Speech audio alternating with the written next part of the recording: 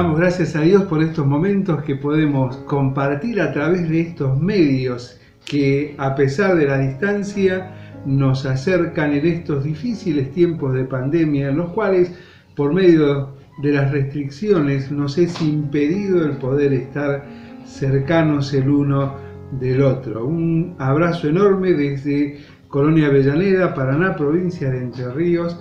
Y gracias por permitirnos compartir estos preciosos momentos de celebración junto a ustedes al son de la palabra de Dios, clamando al Padre que nos guíe, nos dé luz para que sean momentos de enriquecimiento y crecimiento mutuo al son de su preciosa palabra. En estos días quisiera compartir con ustedes sobre la primera carta del apóstol Pablo a los Corintios. Vamos a intentar dilucidar al menos el primer capítulo, parte de él, de manera simple, práctica, para que podamos juntos afianzarnos en este concepto de que somos sus hijos, formamos parte de una iglesia y debemos proyectarnos mucho más allá de los hombres, muchos más allá de los nombres de los hombres, porque tenemos un propósito que no es agradar a los hombres, sino agradar a Dios. Más allá de la historia de vida que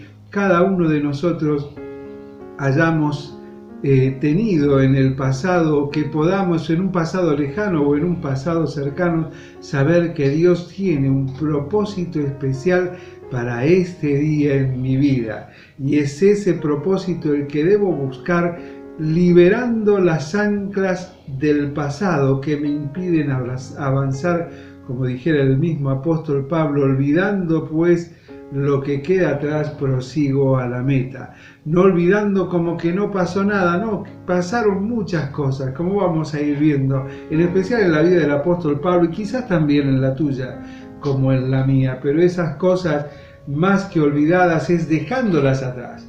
Y dejándolas atrás en el lugar en el cual hay que dejarla, sanándolas en el lugar en el cual alcanzamos sanidad para nuestra alma, proseguir hacia el premio del supremo llamamiento del Señor Jesucristo. 1 Corintios capítulo 1, verso primero, dice así: Pablo, llamado a ser apóstol de Jesucristo por la voluntad de Dios, y el hermano Sóstenes, a la iglesia de Dios que está en Corinto, a los santificados en Cristo Jesús, llamados a ser santos, con todos los que en cualquier lugar invocan el nombre de nuestro Señor Jesucristo, Señor de ellos y nuestro. Gracia y paz a vosotros, de Dios nuestro Padre y del Señor Jesucristo. Muchas veces al leer las introducciones le prestamos poca atención, sin embargo, en cada palabra, en cada frase, en cada versículo, en cada párrafo, Dios tiene tremendas y profundas enseñanzas y principios para que nosotros no nos olvidemos y tengamos siempre en cuenta. Y en primer lugar, Pablo se presenta como llamado a ser apóstol de Jesucristo por la voluntad de Dios. Habla de su convocación por Dios. Fue convocado por Dios, no que él haya estado dispuesto a seguir este camino, sino que Dios le convoca, y le vemos allí el camino a Damasco, donde es este llamado explicitado en la palabra de Dios para con el apóstol Pablo. Si allí una luz resplandeciente, una voz que le habla: Saulo, ¿por qué me persigues? Y es allí donde él siente que, siendo convocado por Dios, no podía ser rebelde a esa visión, y cayendo arrepentido se coloca en las manos de Dios, no para seguir los propósitos religiosos, sino los propósitos del Dios soberano. Pablo fue convocado por Dios, pero porque era conocido por Dios. De la misma manera, vos y yo hemos sido convocados por Dios, fuimos llamados por Él para ser sus hijos, porque habíamos sido conocidos previamente por Dios. El apóstol Pedro escribía esto allí en su primera carta en el capítulo 1, ¿sí? Él nos escogió, ¿sí? Según su pregnosis, ese conocimiento que no podemos nosotros ni siquiera vislumbrar parte de lo que significa. Él, conociendo nuestra condición desde la eternidad, es que diseñó este precioso plan. ¿Para qué? Para convocarnos, a pesar de haber conocido nuestra propia condición. Y allí el apóstol Pablo tenía una extensa historia, era conocido por Dios. Por eso el Hijo le dice, ¿por qué me persigues? Y en esa persecución, Pablo había quitado la vida a cientos de hombres, mujeres y niños que habían depositado su fe en Dios. Y en esto quisiera hacer un alto para que podamos llegar a entender la dimensión de la convocatoria de Dios. Esta convocatoria hecha al apóstol Pablo y hecha a vos y a mí. Esta convocatoria realizada por aquel que conoce no solo nuestro pasado, sino la intención del corazón de cada uno de nosotros. Esa intención del corazón que sigue vigente según Génesis capítulo 6, que era y es y seguirá siendo hasta el día en que Cristo venga a reinar sobre esta tierra y nosotros ya estemos con Él en los cielos, es de continuo el mal. Y Dios puso sus ojos en Pablo. Dios puso sus ojos en mí para convocarme, para convocarlo, a pesar de que lo conocía y me conocía. Mucho, y se menciona en este primer capítulo, se habla de la figura del apóstol Pablo, emblemática en el Evangelio, admirado a tal punto que causaba divisiones. Habían grupos que lo seguían a él, otros a Pablo, a Pedro, otros a Apolos, y así había diferentes líneas de pensamiento. Pero ¿sabes? Aquel hombre destacado y reconocido, inclusive por vos y por mí, era un asesino, era un homicida. En el nombre de Dios nosotros decimos mató cristianos. Pero ¿alguna vez te pusiste a pensar y a leer la historia? En esa masacre de cristianos no solo habían hombres, habían mujeres y habían niños. Un corazón duro, encerrado, celoso de una religión y aún en contra de ella misma iba y mataba. Y la ley que él conocía y que él decía defender, le había sido enseñada y estaba en su mente: no matarás. Pablo era un asesino en masa. Diseñaba cómo matar hombres, mujeres y niños. Nunca te olvides de esto. Dios, a pesar de mirar su condición, lo convocó. Dios, a mirar tu condición, a pesar de eso, te convocó y me convocó. A pesar de la condición de muchos hermanos, los convocó. ¿Por qué? Porque Dios tiene un propósito para cada uno de nosotros. Porque es Él el que limpia nuestro pasado y en esta santificación nos coloca en un lugar para alcanzar un propósito superior. Y es por eso que vemos allí en Hechos capítulo 18, cuando, le vemos allí en Hechos capítulo 8, ¿sí? En Hechos capítulo 8, donde el apóstol Pablo comienza a perseguir a la iglesia, y en el capítulo 9 tiene un encuentro con Dios. El Dios, el que le había convocado, a pesar de conocer su condición, se encarga de hablar con un hombre piadoso como Ananías.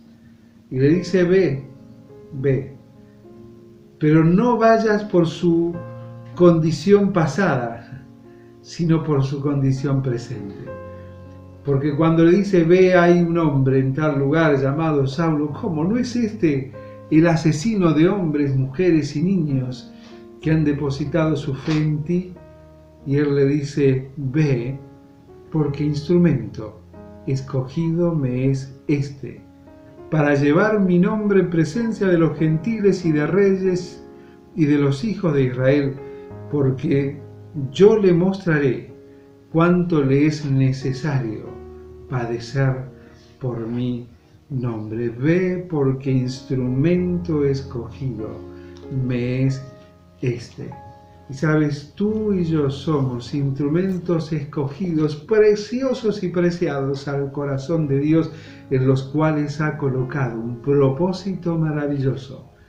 Y ese propósito lo revelaba el mismo apóstol Pablo allí en Efesios capítulo 1, donde en 3 ocasiones lo repite, y hablando de la obra integral de Dios, Dios Padre, Dios Hijo y Dios Espíritu Santo.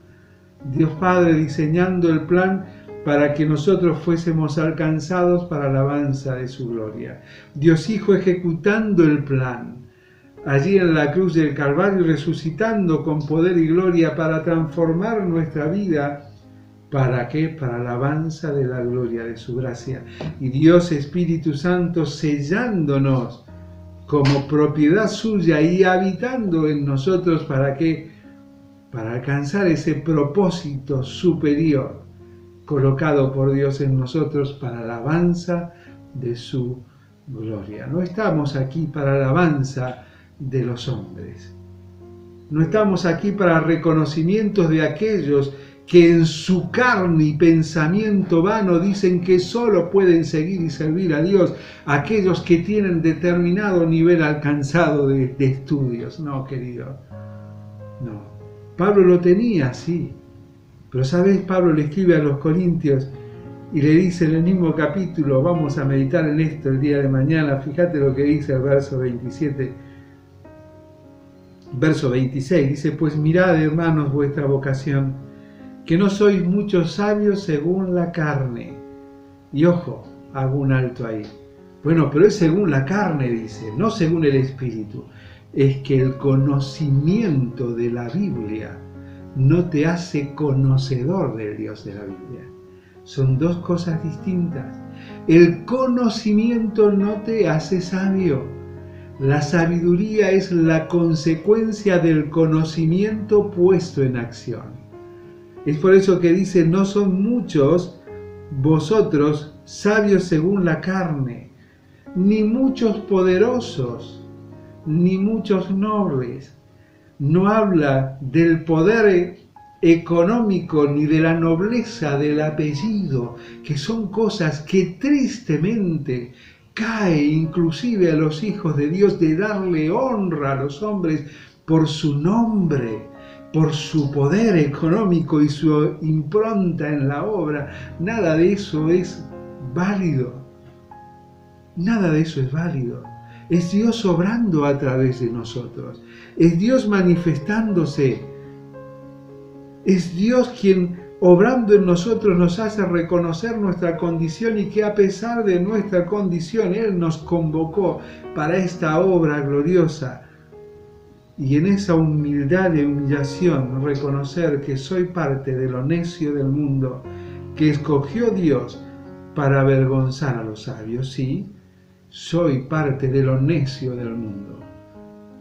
De esos necios que, como decía el apóstol Pablo, tomando también las palabras del profeta, no hay justo ni aun uno, no hay quien busque a Dios. El profeta Isaías decía, todos a una nos desviamos, cada cual por su camino. Nuestra necedad nunca nos acercó a Dios, fue Dios quien se acercó a nosotros para quitarnos nuestra necedad y colocar en nuestras manos la posibilidad de que la sabiduría sea una cualidad en nosotros. Esa sabiduría que nos lleva a poner en práctica por gratitud lo poco o mucho que nosotros sepamos. Recuerda, conocer la Biblia no implica que conozcas a Dios de la Biblia. De hecho, grandes teólogos nunca conocieron a Cristo como su Salvador personal. Pero cuando conoces al Dios de la Biblia como tu Salvador personal y le dejas que Él comience a santificar tu vida, a iniciar ese proceso que Él comenzó, como decía Pablo en Filipenses 1:6, y lo completará el día de Jesucristo, la sabiduría brotará no de tus labios, sino de tu vida.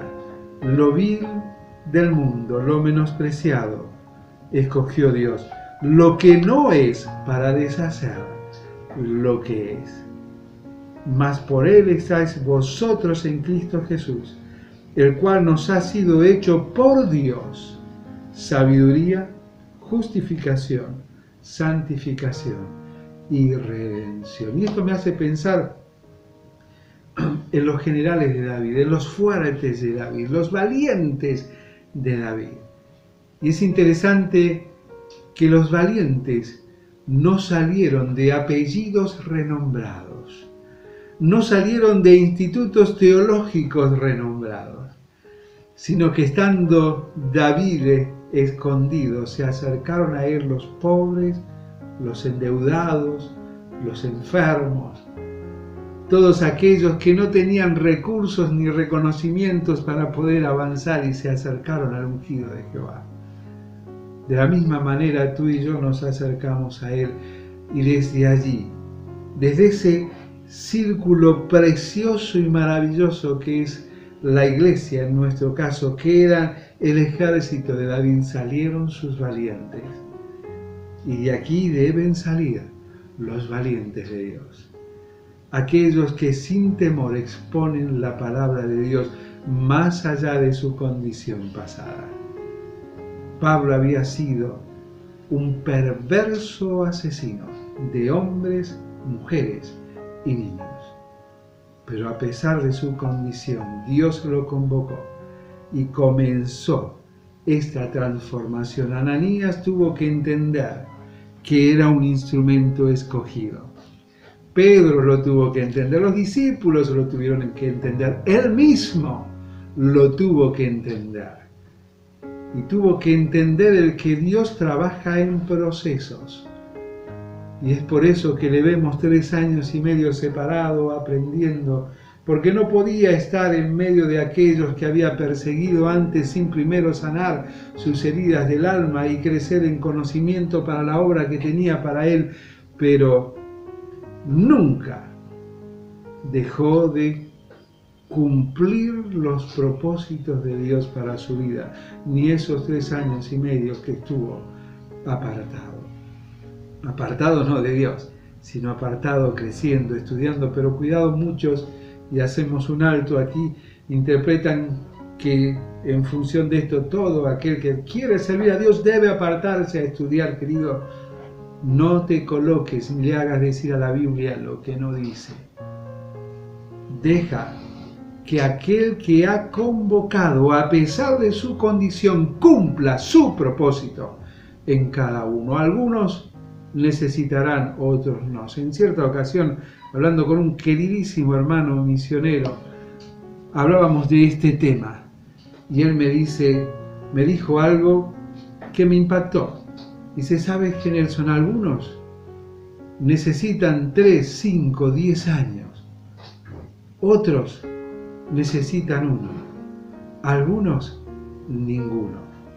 Pero Dios tiene un propósito para cada persona. Cuidado, cuando discriminas a tus hermanos en función de cumplir pautas prediseñadas por tu carne y no por la palabra de Dios. Pablo, llamado, convocado por Dios, a pesar de haber sido conocido, estaba en su voluntad llamarlo, y no solamente llamarlo, sino darle una tremenda compañía. Dice, y el hermano Sóstenes, si bien Sóstenes era el escribiente que se utilizaba mucho allí, Sóstenes era una persona muy particular. Allí en el capítulo 18 el apóstol Pablo llega a Corinto, ¿no? Y junto con el apóstol Pablo llega algo que precisamente lo recuerda, que es la locura, algo que transformó precisamente el lugar, trajo conflictos, ¿sí? Y hay historias de este hermano que no vienen al caso, ¿no? Que fue golpeado también por los romanos, entre otras cosas, pero él llegó al conocimiento de la verdad y lo puso en compañía de Pablo. Y estando allí en compañía de Pablo, hizo uso de aquellas facilidades o facultades que tenía para poder permitirnos a nosotros, a los hermanos en Corinto, que la carta llegara a sus manos, pero sigue diciendo, a la iglesia de Dios que está en Corinto,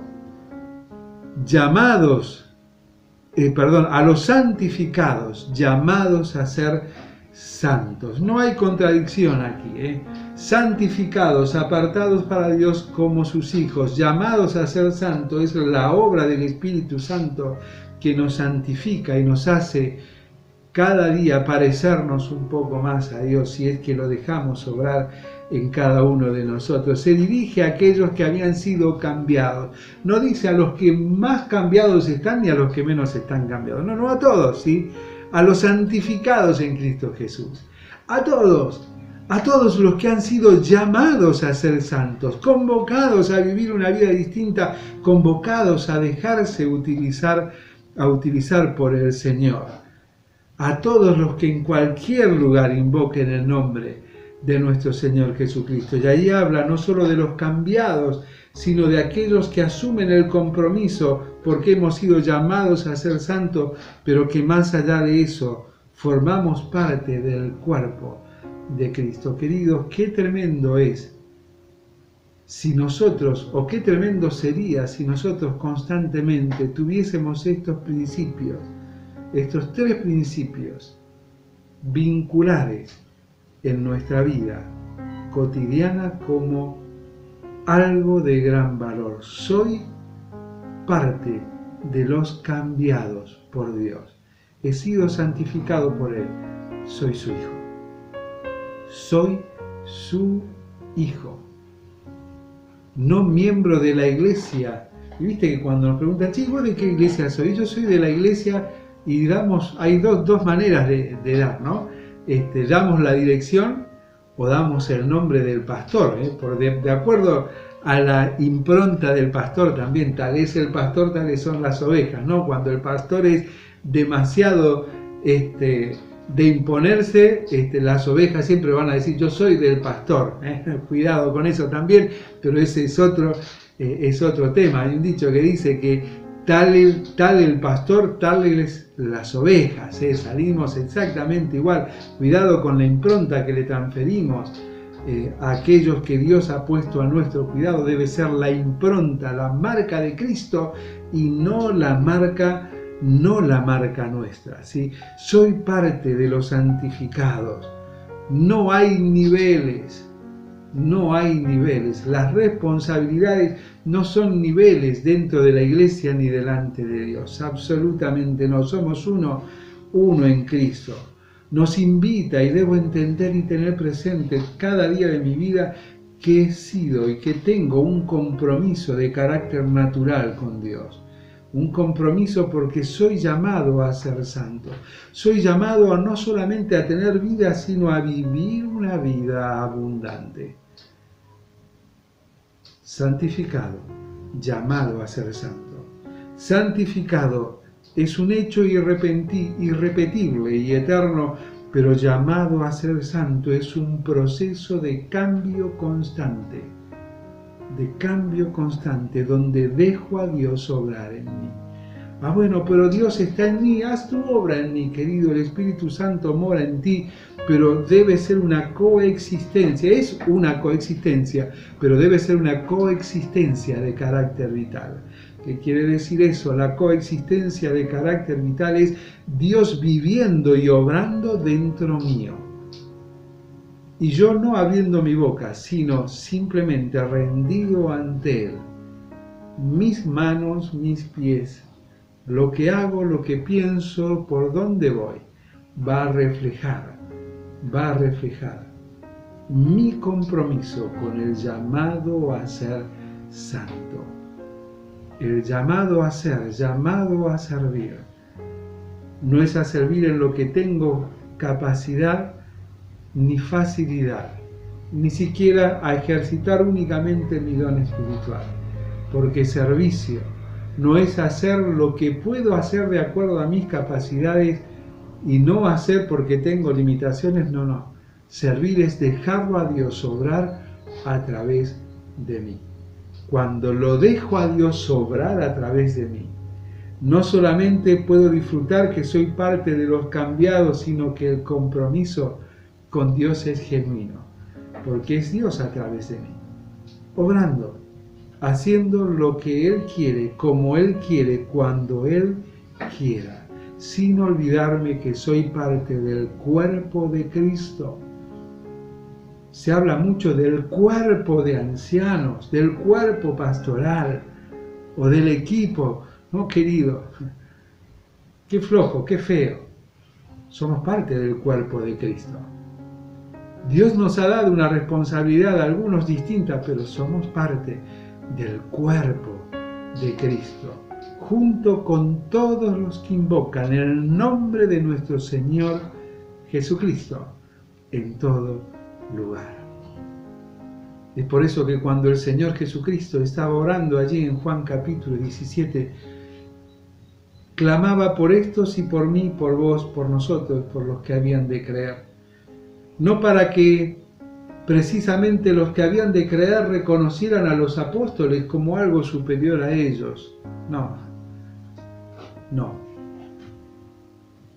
Sino para que entendieran que debían ser uno. Como tú y yo, les decía Jesús al Padre rindiendo cuenta, como tú y yo somos uno. Y que viendo el mundo que son uno, puedan creer, puedan dar la gloria a Dios. Que sea innegable, que el compromiso de carácter vital se manifiesta a través de cada una de sus acciones. Desde el verso 3 comienza le plantea un deseo sincero, un deseo de cariño, y en cierta medida también era un saludo secular en ese contexto, porque le dice: gracia y paz a vosotros de Dios nuestro Padre y del Señor Jesucristo. Gracia y paz, ese era el saludo habitual. Pero no quería de saludarlos habitualmente como los se saludaba el mundo en ese momento, sino dice gracia y paz a vosotros, pero no la gracia y paz o el bienestar y la paz que todos se desean, no, sino de nuestro Padre y del Señor Jesucristo. Y va introduciendo a lo que precisamente desarrolla del verso 4 al verso 9, que nos habla precisamente de la gracia dada.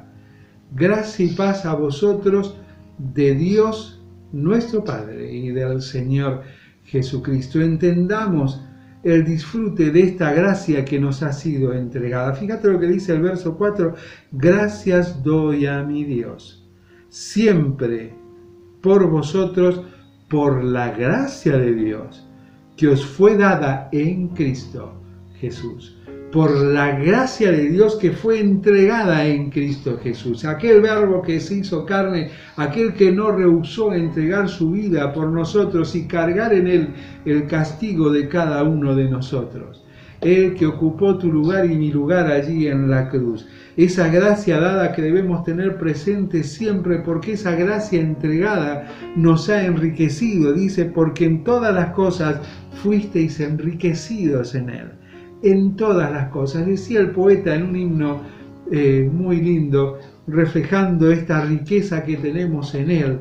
Decía en su poesía, dice, lo que somos y tenemos solo es nuestro en él. Es que hemos sido enriquecidos en él en toda palabra, en toda ciencia, así como el testimonio de Cristo ha sido confirmado en vosotros. Hemos sido enriquecidos en él. Y no solamente enriquecidos, sino que el ejercicio del dejar obrar al Espíritu Santo en nosotros permite precisamente que nosotros crezcamos en esto. No es que por tener el Espíritu Santo ya somos sabios, entendidos en toda palabra y en toda ciencia, no. Demanda de nosotros un compromiso vital, que lo compartíamos recién, para que el ejercicio de Él en nosotros y mi ejercicio con Él, mi ejercicio es ceder, su ejercicio es transformarme, pueda crecer y dar testimonio de Cristo.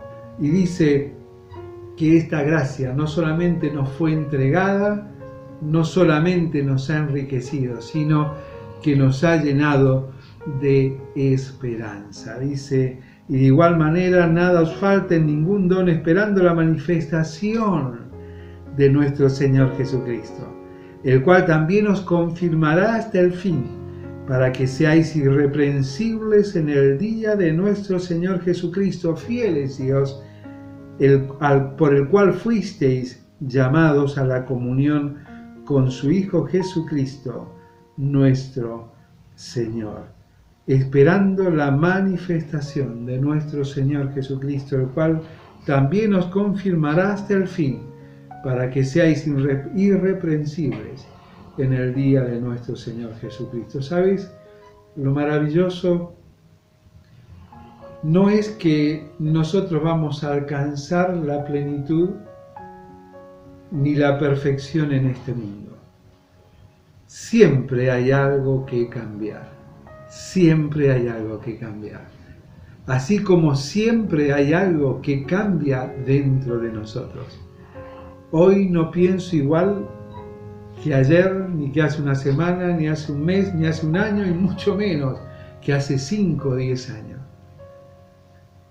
Y si sigues pensando lo mismo, hay algo que no estás dejando obrar en tu interior, y es el renuevo de esa misericordia de la que decía Jeremías en el libro de Lamentaciones, que se presenta delante nuestro cada día para que se cumpla lo que en ejercicio de compromiso sincero delante de Dios, lo que decía Pablo en Romanos 12, ser transformados mediante la renovación de nuestro entendimiento para llegar a comprender su voluntad. Y Él tiene un propósito general específico, pero tiene una voluntad que vamos conociendo constantemente y debemos dejarle a Dios obrar todos los días en nosotros. En nosotros seremos completos. Y esto es interesante porque hay muchas veces que hay hermanos que frenan a los otros por sus imperfecciones, por sus errores. La verdad que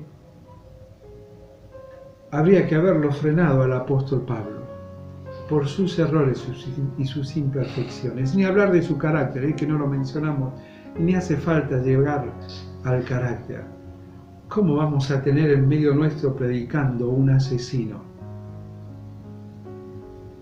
de hombres, mujeres y niños?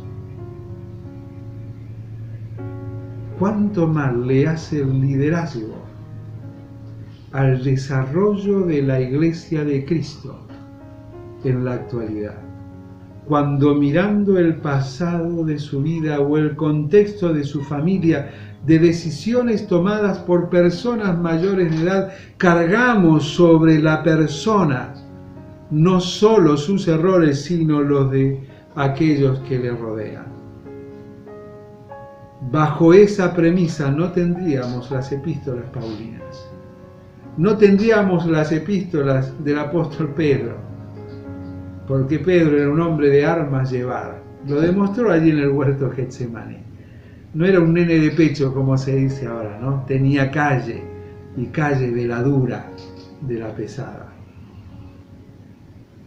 Querido, lo que Dios limpió, no lo juzgues tú. No lo juzgues tú. No seas Ananías. Señor, pero ¿cómo puede este instrumento escogido? Yo lo he convocado, dice Dios. Yo lo he conocido mucho más que vos y lo convoqué igual. Y lo he puesto como tu compañía. Lo he puesto dentro de este cuerpo de los cambiados por Dios. Mira su compromiso, no mire su pasado, no mire su condición. Y no te mires a ti mismo, porque sabes que muchas veces Dios te ha cambiado, Dios te ha perdonado, pero tú no te has perdonado y sigues cargando la mochila. Es tiempo de sanar las heridas del alma. Es tiempo de dejar ese peso interior. Pablo en la primera carta a los Corintios le da con un palo, como decimos habitualmente, ¿no? Caño, palo, palo y palo, pero la segunda carta es un consuelo maravilloso. Porque no es solo marcar los errores y cómo deben de ser las cosas, sino es entender que Dios tiene un propósito y que en ese propósito de mirar cada uno de mis errores y de su gracia que me alcanzó, entender que hay un consuelo que disfrutar. Por eso dice en su segunda carta, capítulo 1, verso 3 en adelante: bendito sea el Dios y Padre nuestro, Padre de misericordias y Dios de toda consolación, que nos consuela en todas nuestras tribulaciones, presentes y pasadas, que nos limpia, nos libera, nos sana de todas nuestras cargas presentes y pasadas, y las que vendrán también. Pero nos hace y se centra allí del verso 3 al 5 en el pasado, el cual me consuela de todas mis tribulaciones, de todas mis cargas, todos mis pensamientos, toda esa angustia del corazón, para que con la misma consolación con que soy consolado por Dios, pueda consolar a los demás. Querido hermano, querida hermana, dejate usar por Dios. Deja de oír a aquellos que te opacan y te desprecian. Oí a Dios, porque Dios te dice: yo te escogí, mi hijo eres tú. Yo te escogí, yo te convoqué, a pesar de conocer tu condición, para que asumas un compromiso no con los pastores, estudiados o no, de renombre o no, con apellido, con sangre, con linaje, no, sino conmigo de que, viéndote de que no eras nada, te di todo.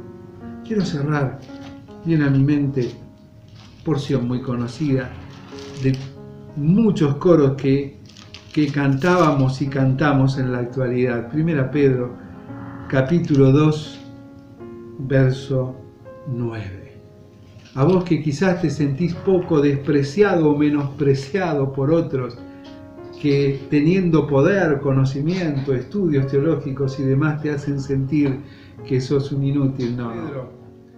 Vosotros sois linaje escogido. No vas a ser, sos un linaje escogido, un real sacerdote, parte de la nación santa, pueblo adquirido por Dios con un propósito, que es anunciar las virtudes de aquel que nos llamó de las tinieblas a su luz admirable.